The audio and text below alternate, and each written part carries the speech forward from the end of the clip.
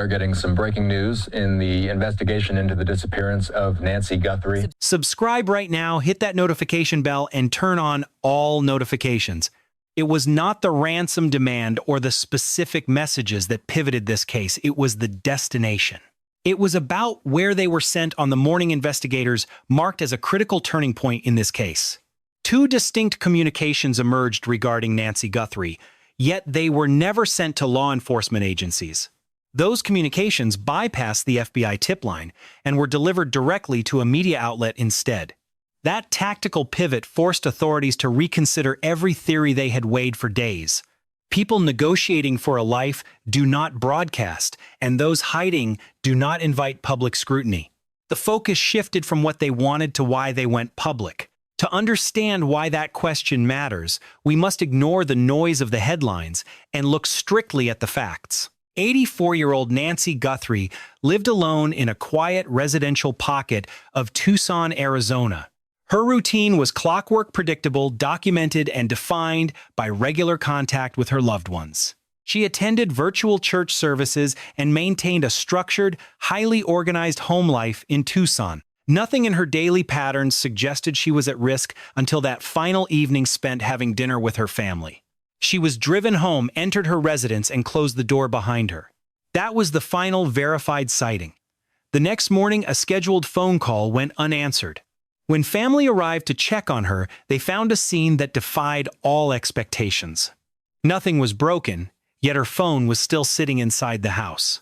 Her vital medication and personal essentials items no 84-year-old would ever leave behind remained completely untouched.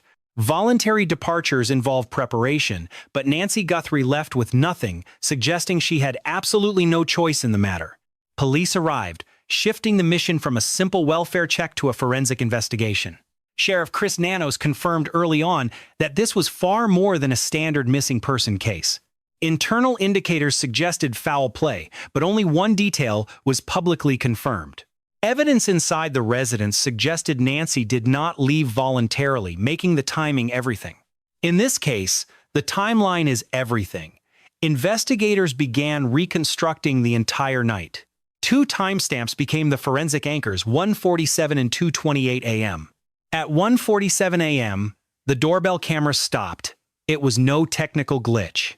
At 2:28 a.m., her pacemaker suddenly stopped transmitting its digital data. The device functioned, but the wireless connection was gone. That distinction is critical. Pacemakers sync with nearby phones. When that connection breaks, it indicates physical distance. Investigators now had a defined window, a 41-minute gap of activity.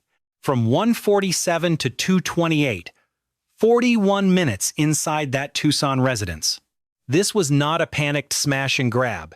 It was time to move and plan. The internal tone of the investigation shifted because this was no longer a question of if, but a question of preparation.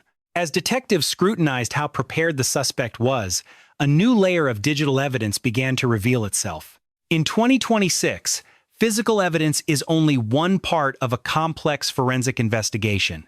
The other half is invisible phones and networks. Every device interacts with the cloud even when it appears completely inactive. Detectives began scrubbing cell tower logs and signal patterns from the immediate surrounding area. While nothing was publicly confirmed in detail, Sheriff Nanos made one statement that stood out. He stated that cell data has helped them flag specific items, not might help, has helped. This implies that an anomaly was identified because something in the data did not match normal patterns. When the data fails to match, it becomes a focus, just as a new arrest added pressure to the case. A man named Derek Kella was arrested, not for taking Nancy, but for a crime connected to the case. He posed as the kidnapper and demanded cash in a short phone call that investigators traced with clinical speed. Kella was arrested within days, proving how rapidly digital trails can be constructed, even when someone attempts to remain invisible. They think they are anonymous, which raised a clinical question that investigators do not ask in public. If they can trace a false lead that fast, what are they building on the real one? While that happened, messages continued with a new tone and structure. One said Nancy was alive, while another lied. Another suggested she was dead, and contradictions led to a demand for 0.5 Bitcoin $35,000.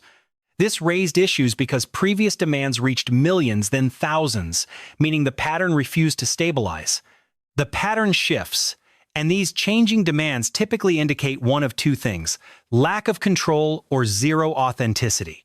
Detectives managed multiple layers, hard timelines, digital anomalies, false claims, and real communication. Behind it all was one central fact: Nancy Guthrie was still missing, not located, and not recovered. Every piece of data and every pattern had to be treated as both a possibility and risk. In high-stakes cases, the truth does not arrive all at once. It builds slowly through clinical observation. Sometimes the most important detail is not the one that stands out, it is the piece that fails to fit.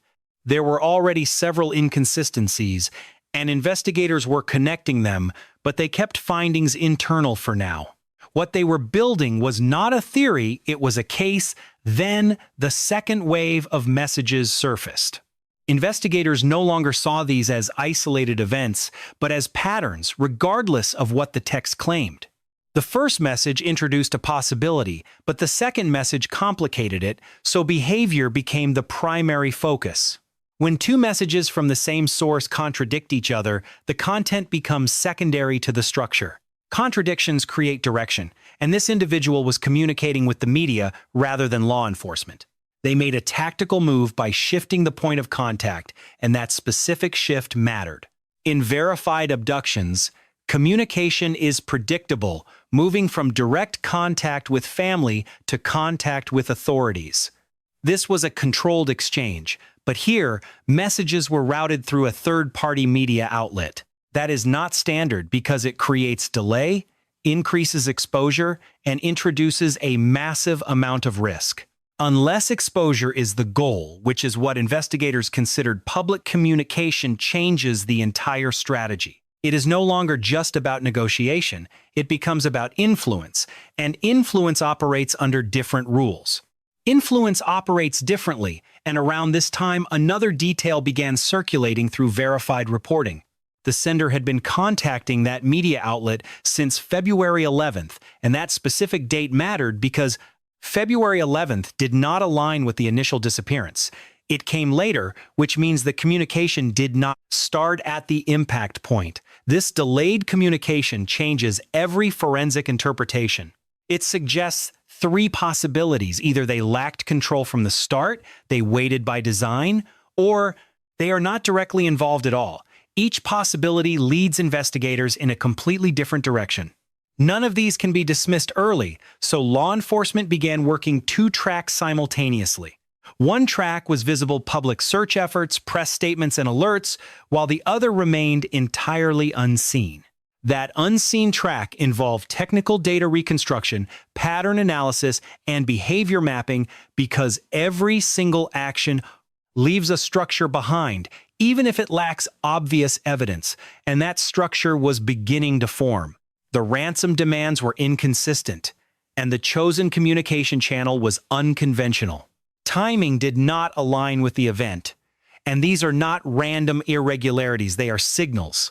They signal that the situation is unstable, just as the digital analysis began to expand. Once investigators identify one anomaly in device data, they immediately begin looking for others. Devices do not operate in isolation. They interact with networks, towers, and routers in a constant loop. Those interactions create logs, and movement creates a timeline even when no one is physically watching. The FBI Cellular Analysis Survey Team CAST is designed for exactly that kind of reconstruction. They do not guess, they map, and every device connecting to towers near Nancy's home was recorded during that specific window. Not content, not conversations, but presence, which devices were there and which ones stayed, which moved, and more importantly, which ones should not have been there at all, because strongest signals in data are not always the ones that appear. Sometimes they are the outliers that stand out of place, appearing briefly, moving differently, or disconnecting at exactly the wrong time. Those evidence rarely provides instant clarity. It merely tightens the radius. While forensics sifted through the noise, the case's public optics shifted once more. Savannah Guthrie reappeared on the air. This marked her initial broadcast after her mother's disappearance. That calculated timing drew immediate scrutiny because it coincided with the release of those cryptic messages. This intersection generated friction not from confirmation, but from the fact that law enforcement never ignores temporal coincidences. When separate events mirror each other, the lead detectives look for an invisible point of convergence. Savannah's return to the screen was both surgical and deeply disciplined. She avoided conjecture and refrained from making new accusations, yet her presence achieved something vital. Visibility exerts constant pressure on the investigation, and pressure inevitably forces a suspect's hand, particularly those who think the heat has died down. Simultaneously, forensic analysts re-examined the ransom demands. $6 million, then $70,000, then $35,000. That isn't a professional negotiation. It's a total collapse. Drastic reductions suggest either extreme desperation or mental instability. If the person sending these threats held any power, the numbers would stay firm. Consistency is the only source of leverage. Wild fluctuations erode credibility, prompting a question that investigators always ponder in the shadows. Does the sender actually control the victim's fate? Because if they are just a spectator, then these demands are worthless noise. Such interference is dangerous because it masks the genuine signals. This is why the FBI doesn't chase every rabbit hole. They prioritize targets based on tactical feasibility. While the ransom text captivated the media, a darker reality persisted behind the scenes. The core timeline remained fixed precisely at 1:47 a.m. and 2:28 a.m. Those anchors are immutable. In homicide cases, hard data outweighs shifting stories because human narratives often lie. Forensics don't. The camera system failing at 1:47 remained a black hole. Meanwhile, the pacemaker flatline at 2:28 confirmed physical movement. When fresh claims clash with established biometric data, detectives don't ignore the science. They dismantle the lies. That's how a high-profile case stays, tethered to reality. At this phase, one specific detail began to dominate the internal briefings: entry. No shattered glass, no kicked doors, just access. Annie's residence showed no signs of a struggle or breach. The lack of damage meant the intruder used one of three methods to get inside. Either she opened the door, they had a key, or they knew the security flaws perfectly. Every scenario points to intimacy, familiarity with her life, her habits, and her home. Such knowledge isn't accidental, it's foundational. This is where the hunt shifts from a wide net toward intricate relationship mapping. Who held a key? Who knew the floor plan? Who understood her private routines? In secured environments, entry is the primary barrier. Once that threshold is crossed, the victim is defenseless. While detectives mapped these connections, the earlier distraction of Derek Keller remained a vital lesson. Not because he was guilty, but because his swift apprehension demonstrated the state's lethal efficiency. Police had tracked, identified, and shackled him within hours. This proved one terrifying thing to the suspect. The response was relentless and technologically advanced. Any mistake, any digital footprint would be detected instantly. That certainty generates a crushing weight. Pressure on the conspirators. Pressure on those making the demands.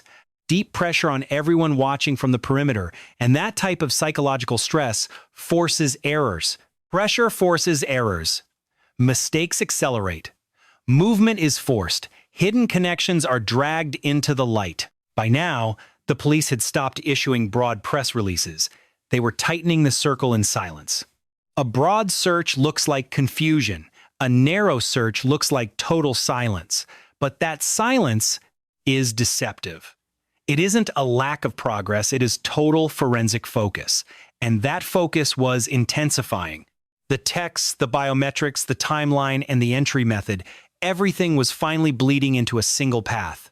This alignment happened internally, away from the cameras. Before an arrest, the narrative must be bulletproof. Clarity doesn't arrive when the story is simple. It arrives when the contradictions all point toward one person. Detectives weren't ready to pull the trigger yet, but their questioning had shifted from general to lethal. Specific questions produce specific targets, and once you have a target, the handcuffs are never far away. More than they seem. At a critical point in any investigation, questions stop expanding and finally start to narrow. Not because every answer is known, but because certain possibilities simply fall away. At this stage in the Nancy Guthrie case, investigators had stopped asking what could have happened. They were now laser-focused on asking something far more specific. Who possessed the capability to execute this?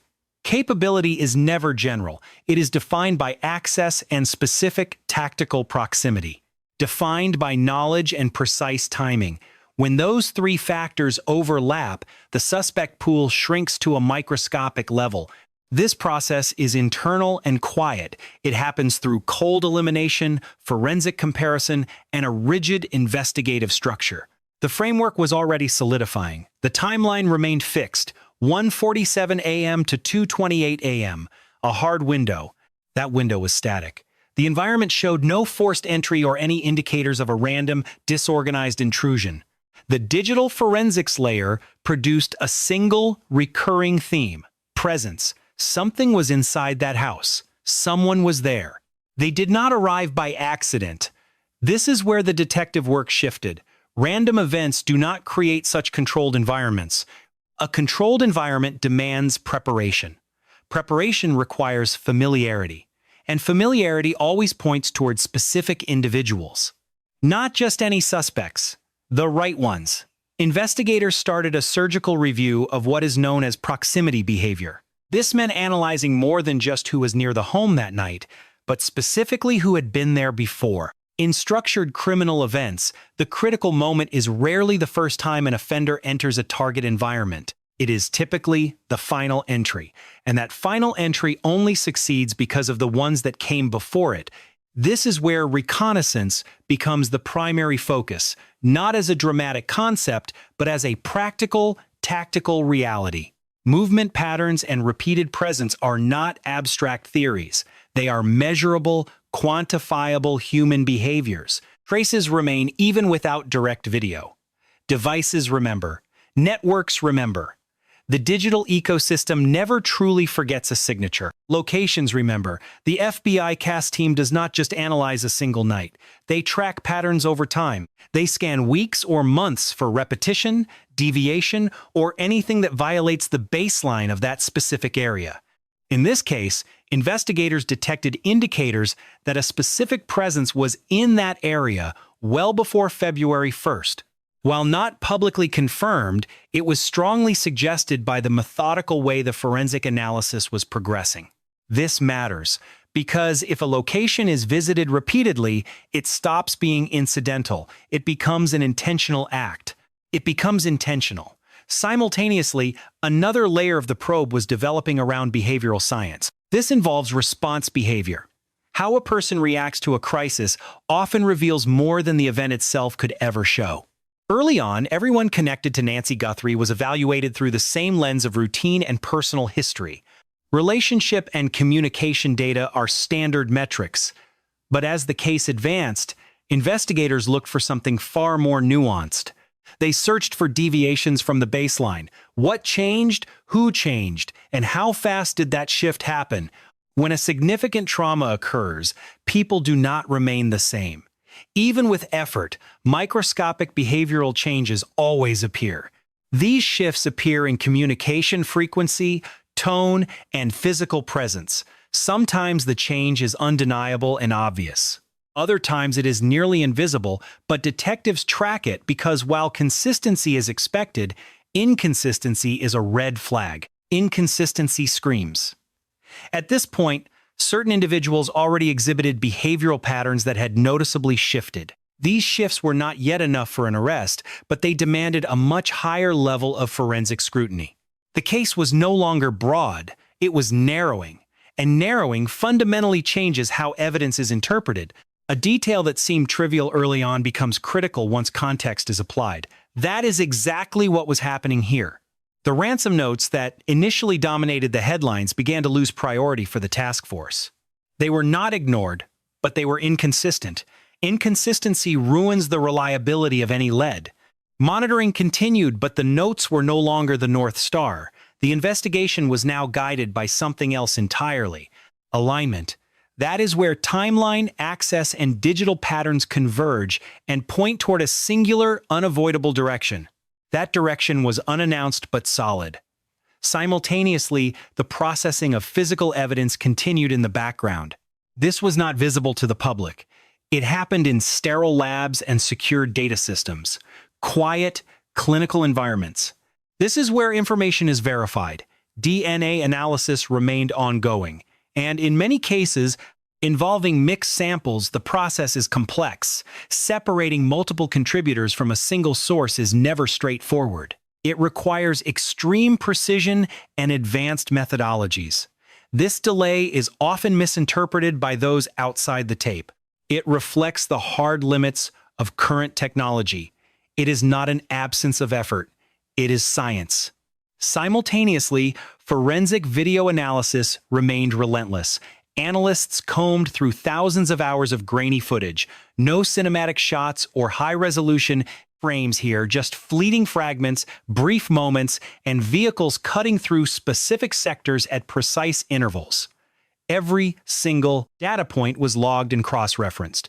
Once the forensic window is established, the target becomes clear. At 2:28 a.m., a vehicle appeared on a camera roughly 2.5 miles from Nancy's residence. That specific distance is critical because it sits outside the primary search zone, meaning it likely escaped initial scrutiny by detectives. But now it was under a microscope, not because of visual confirmation, but because the timing was perfect. Precise alignment is sufficient cause for a deeper probe. This is how cases gain momentum, not via instant certainty, but through the weight of building probability. Meanwhile, the strategic concept of isolation gained tactical importance. Nancy's cell phone was left at the scene. This was no oversight, as a phone is far more than a communication tool. It is a GPS tracker and a digital ledger. Abandoning it neutralized all three functions, suggesting calculated intent. It displays a sophisticated awareness of police procedure and the digital evidence that investigators use to build a case. However, detectives know that ditching one device does not wipe the digital trail. Data persists far beyond the physical hardware, living in cell towers, network logs, and server systems that function without user permission. That is why a missing phone is not a dead end. It is a forensic variable, and variables can be measured against the timeline. By now, investigators were not hunting for a single smoking gun. They were engineering a point of convergence where multiple data streams intersected. That is what secures a conviction. Not one lucky find, but an airtight structure of independent facts that all point toward one person. That structure was hardening behind closed doors. While the public saw a mystery, the internal uncertainty was evaporating. The list of viable suspects was narrowing to a single focus.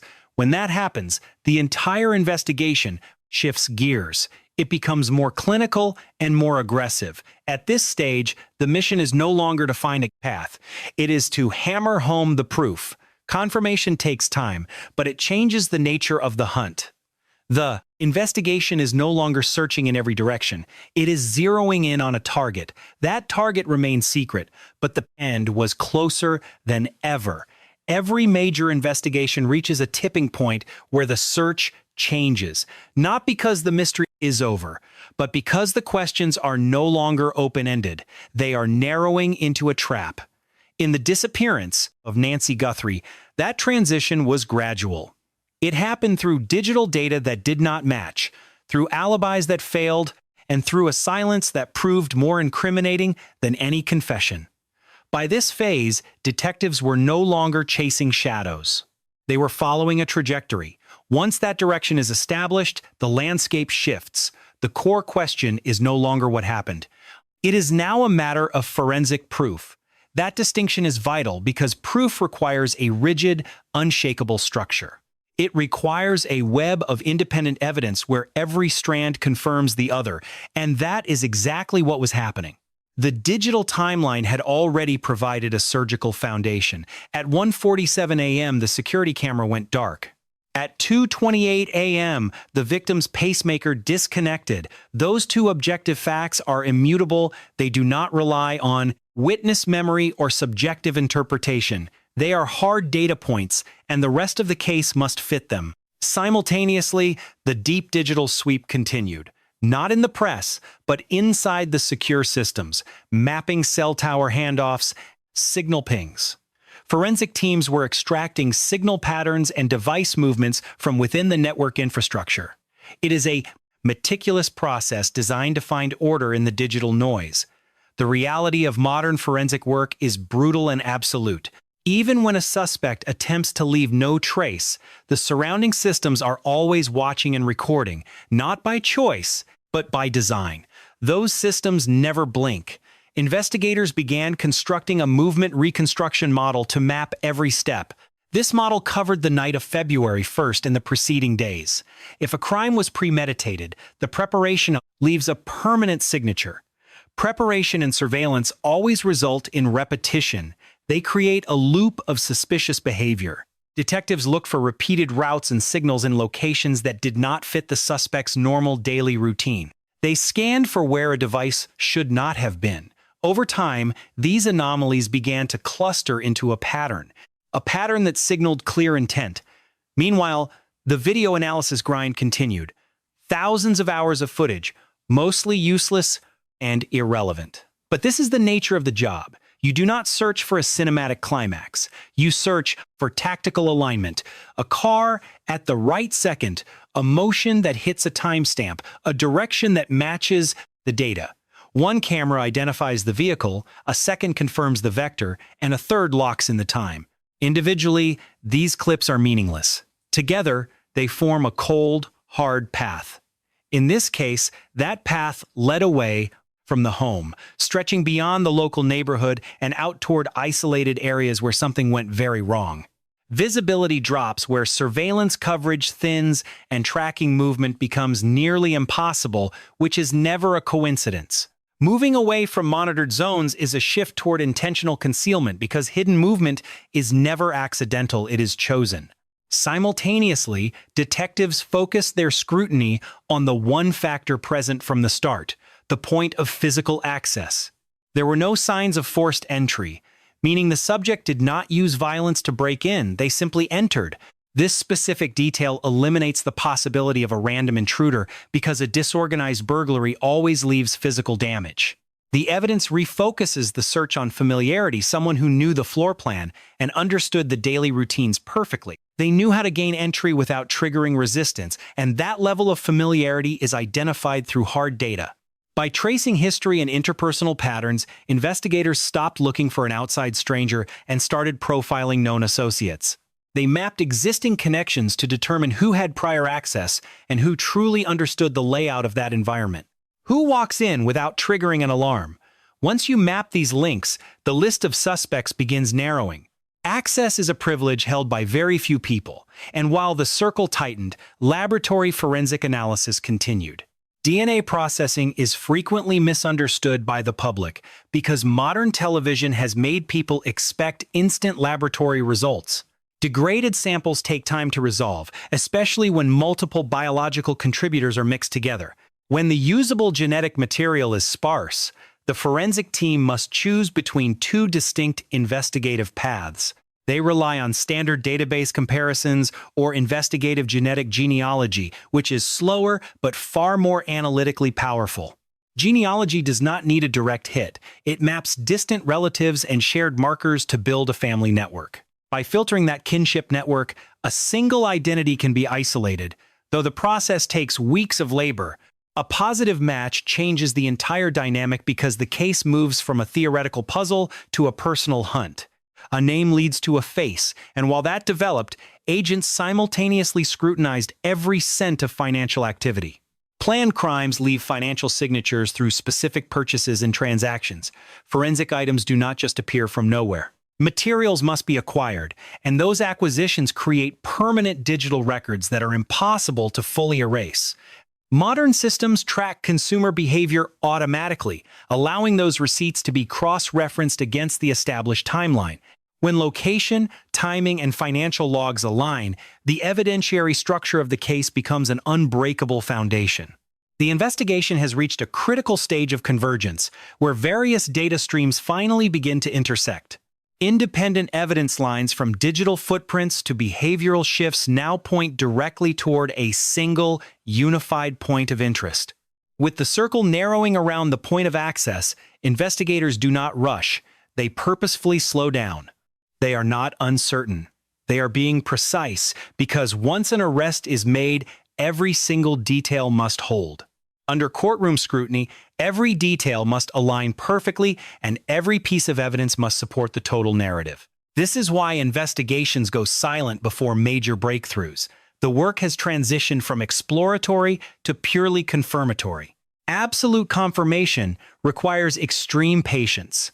But while the police worked privately, the public search for answers continued. Community awareness and media coverage stayed high as Savannah Guthrie remained visible without resorting to dramatic theatrics. Consistent presence maintains the public pressure, and in these cases, that pressure is what prevents stagnation. Maintaining pressure prevents the story from fading and keeps public attention from shifting away before there is justice.